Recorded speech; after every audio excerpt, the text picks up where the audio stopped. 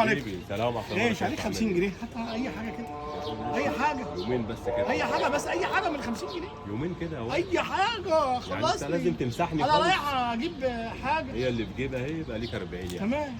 وايه ها انت مش كان عليك 50؟ طب خد 10 جنيه اهي، يبقى ليك 40 جنيه. ماشي خلاص. طب وانت يا محمد؟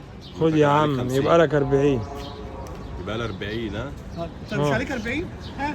عليك ها 40. مش عليك 40؟ لسه واخدها هات مني. بس، هات بس، مش عليك طب 40. خد يبقى كده في 30. 30. هات. هات ايه؟ ما انت عليك 40. ماشي، يبقى كده كام؟ ليك 30. ماشي. طب ما انت برضه عليك 40. خد يا عم. كده ليا 30. ماشي. هات يا ابو حد. يا ابني لسه واخدها. هات بس، انت عليك 30 خلاص. هشرب بيها اخلص شاي. منهم، اخلص منهم. حول الله، روح اشرب شاي. اخلص منهم. خد يبقى انت كده ليك 20. ماشي. بس انت كان عليك 30 يا وائل. ماشي، خد يا عم يبقى عليك 20.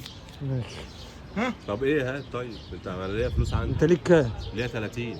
خد يا عم يبقى لك 20. كده ليا 20 عندك. ما تدخلهاش جيب، ما تدخلهاش. هجيب اشرب شاي جيب. يا جدع، اشرب هات، شاي. هات. كده انت ليك 10. 10 جنيه. ايوه انت بعرفك. عليك 20 يا وائل. خد يبقى ليك 10. طب ما انت ليه عندك 20؟ ايه اليوم اللي احنا مش هنخلص؟ خد يا مش عم. فاهم في ايه ال 10 دي منظوره ولا ايه؟ كده كده ليا كام 10؟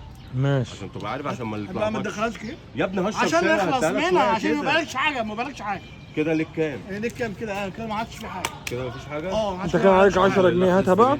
خلاص كده يبقى انا خلصت لك. انت كان ليك 10 جنيه صح؟ اه خد يا عم. الحمد لله. وانت مالكش طب حاجه. انا اعمل ايه؟ طب هات بقى حاجه.